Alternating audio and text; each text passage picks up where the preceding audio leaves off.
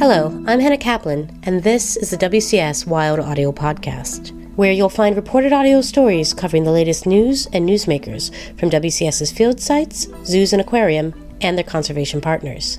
We've got a great show today, so let's get to it.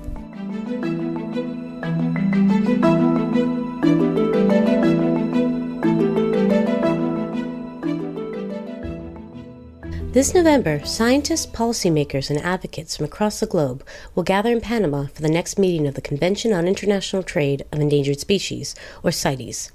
WCS Executive Director for Shark and Ray Conservation, Luke Warwick, has his eye on a proposal to list the entire family of requiem sharks for protection. WCS Wild Audio recently sat down with him to understand the urgency and strategy behind that goal.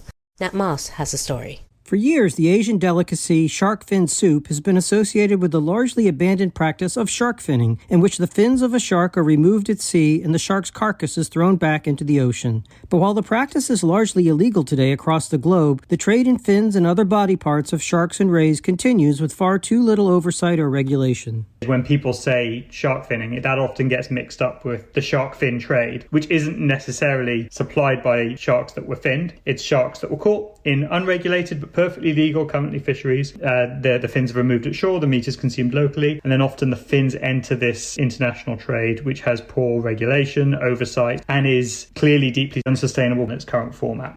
That's Luke Warwick. He says the annual trade in shark and ray fins today is valued at roughly $500 million and includes around 100 different species. Almost every country with a coastline is exporting shark fins, with an endpoint often in East Asia for consumption and shark fin soup. In response, 40 countries have joined together to try and list the entire family of requiem sharks for protection by CITES. It would be a huge win for this enormous family of sharks and rays that migrate across the ocean and give birth to live young. Requiem sharks include a huge range of species, from the open ocean blue shark, the most caught and traded shark in the world, to coastal species such as the grey reef shark or the Caribbean reef shark, beloved by snorkeling and diving ecotourists. So a huge range of different species caught all over the world. But this would take us from a position where this trade is largely unsustainable, very poorly regulated, to having proper oversight from international bodies and the 180 plus countries that make up CITES to ensure that trade doesn't push these species to that brink of extinction.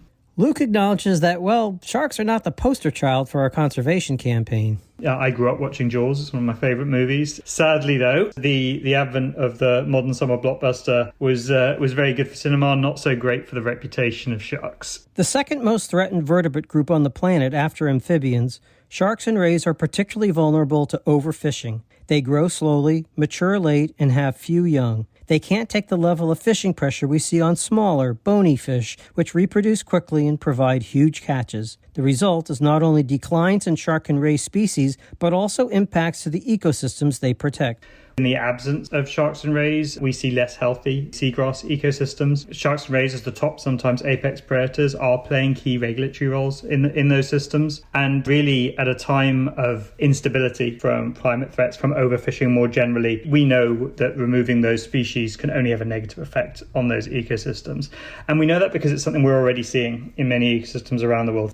Without action, says Luke, we risk doing to these ocean predators exactly what we did to terrestrial predators, like bears and wolves in northern Europe or on the east coast of the United States. These species are effectively gone ecologically, and our ocean predators now face a similar fate. What's effectively being proposed here at this CITES meeting is to say, no, that's not acceptable. What we need to do is, if you're trading these vulnerable species, the bare minimum you need is to document which species are being caught, where, what levels are, and justify why that's sustainable, which is effectively what CITES rules will bring. So this is long overdue. This is the sort of thing that should have been in place before people started commercially catching some of the ocean's most vulnerable species.